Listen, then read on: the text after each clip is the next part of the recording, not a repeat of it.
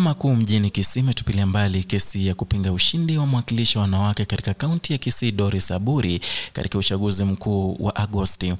Akitoa uamuzi, Jaji Stella Mtuku alisema ombi hilo lilikidhi kizingiti cha uthibitisho wa kupinga ushindi wa Donya Aburi.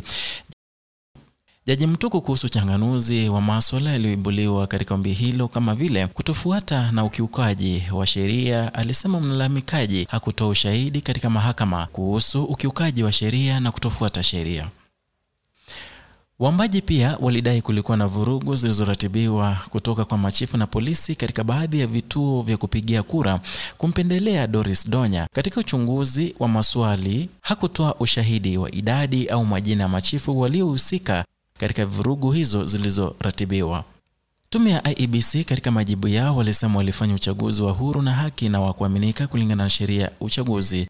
IEBC iliendesha mafunzo kwa maajenti wote na jinsi ya kusajili madai na IEBC kuhusu kasoro zozote na hakuna dai lililosajiliwa kwao. Walalamishi waliamuriwa kuingia gharama kwa kulipa shilingi milioni 3 kwa wajibu wa 3, ambapo milioni 1.5 italipwa kwa Doris Donya na milioni 1.5 nyingine zitagawanywa na IEBC na afisa anayesimamia uchaguzi. Donya alipata kura 190,277 dhidi ya mshindani wake Janet Ongera ambaye alizoa kura 69,995 na gombea wengine 12 waliwania nafasi hiyo. Watu wetu wa Kisii County walitoka kwa wingi wakapiga kura. Ile kupiga kura walipiga kwa wingi, wakanipatia 192,000 votes against mwenye alikuwa ananifuata alikuwa na 59. Hiyo difference ndio imefanya hii kesi ikakufa na iwezi fufuka. Was it not for the turnout ilikuwa kwa wingi, hata sijui tungekuwa tunasema nini. Hiyo difference peke yake ilifanya hii kesi ikuwe ni kama ni mchezo. Mimi sikuwa iona hata it's a petition before the court, ni kitu iko serious. Juu nilikuwa na support ya watu wetu wa Kisii. Hata nilikuwa nasema sasa tungerudi kura. Ile alipata 59, angepata mingi hata ni 5,000. Sasa zile nimewaambia ukweli.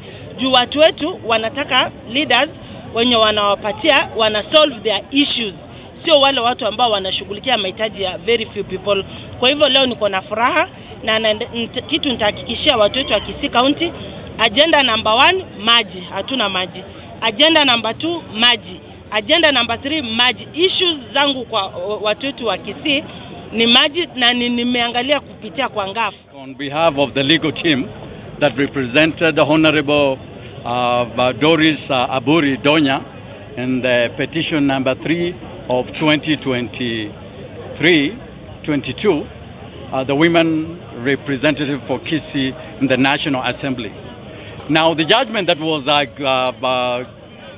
read today by Justice Mtuku was well reasoned and with a lot of wisdom.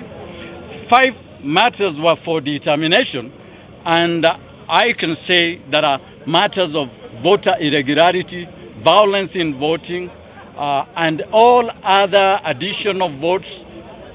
The judge found each and every issue raised by the petitioners to have not met the legal threshold of the standard of proof.